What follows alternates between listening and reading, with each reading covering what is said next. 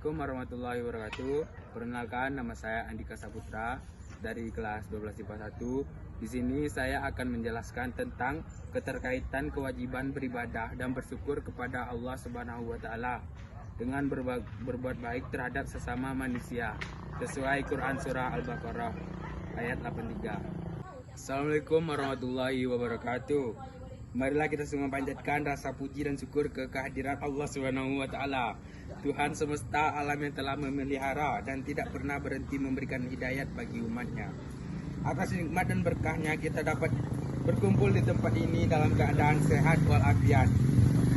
Allah Subhanahu wa taala adalah Maha Pemurah sehingga Ia akan selalu menuntun hidup umat yang mengasihinya. Di sini saya akan membawakan ceramah yang berkaitan dengan kewajiban beribadah dan bersyukur kepada Allah Subhanahu wa taala.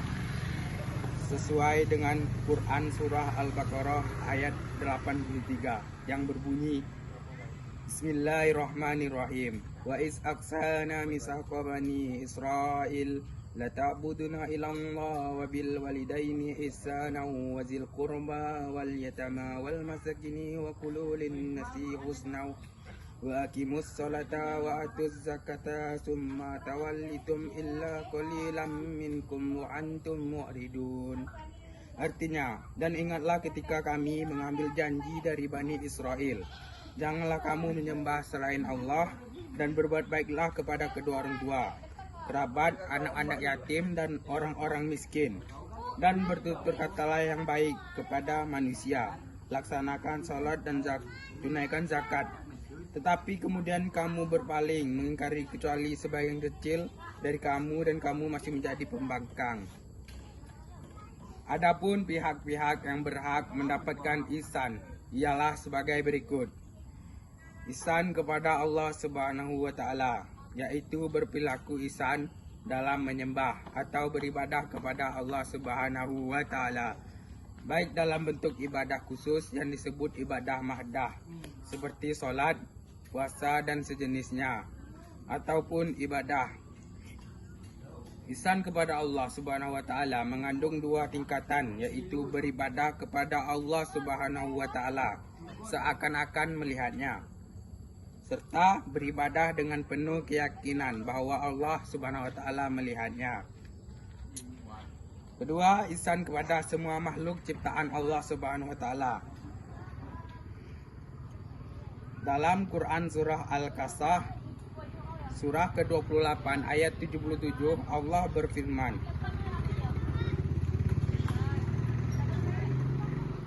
Wabtaghi fimma ataqallahu darul akhirata wa la tansa nasbihaka minad dunya wa ahsin kama ahsanallahu ilaika wa la tabghil fasada fil ard innallaha la yuhibbul mufsidin. Dan carilah pahala negeri akhirat dengan apa yang telah dianugerahkan Allah kepadamu. Tetapi janganlah kamu lupakan bahagiamu di dunia dan berbuat baiklah kepada orang lain, sebagaimana Allah telah berbuat baik kepadamu, dan janganlah kamu berbuat kerusakan di bumi. Sungguh Allah tidak menyukai orang yang berbuat kerusakan. 1. Ihsan kepada orang tua. Berbuat baik kepada kedua orang tua ialah dengan cara mengasihi, memelihara dan menjaga mereka dengan sepenuh hati, serta memenuhi semua keinginannya mereka selama tidak bertentangan dengan aturan Allah Subhanahu wa taala.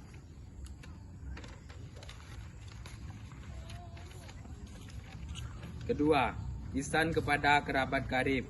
Menjalin hubungan baik dengan karib kerabat adalah bentuk ihsan kepada mereka.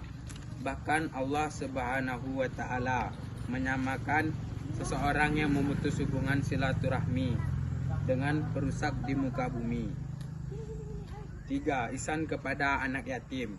Berbuat kepada anak yatim ialah dengan cara mendidiknya dan memelihara hak-haknya.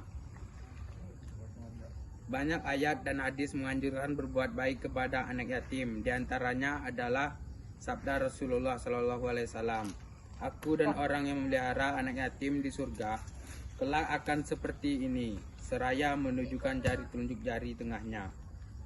Hadis riwayat Al-Bukhari, Abu Dawud dan At-Tirmizi. 4. Ihsan kepada fakir miskin.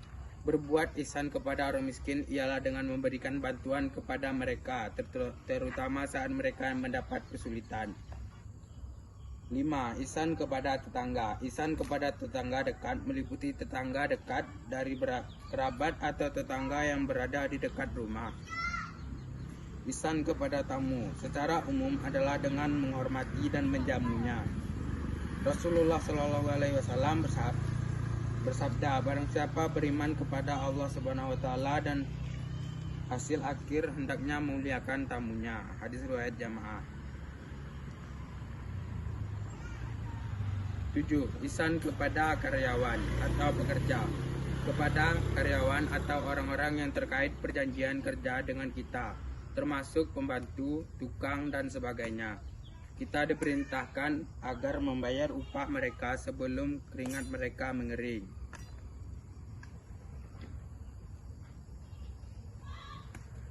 8. Ihsan kepada sesama manusia. Rasulullah SAW bersabda, barang siapa beriman kepada Allah Subhanahu wa taala dan hari kiamat, hendaknya ia berkata yang baik atau diam. Hadis riwayat Al-Bukhari.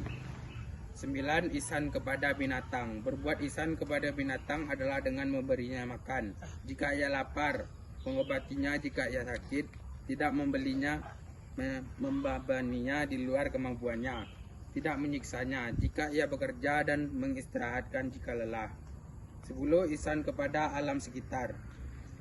Alam raya beserta isinya diciptakan untuk kepentingan manusia, untuk kepentingan kelestarian hidup alam dan manusia sendiri. Alam harus dimanfaatkan dengan penuh rasa tanggung jawab. Selanjutnya, hikmah dan manfaat ihsan. Kebaikan akan diberbalas kebaikan adalah janji Allah Subhanahu wa taala. Berbuat ihsan adalah tuntunan kehidupan kolektif, karena tidak ada manusia yang dapat hidup sendiri. Maka Allah Subhanahu wa taala menjanjikan saling berbuat baik sebagai sumpah keniscayaan. Berbuat baik kepada siapapun akan menjadi stimulus terjadinya balasan dari kebaikan yang dilakukan.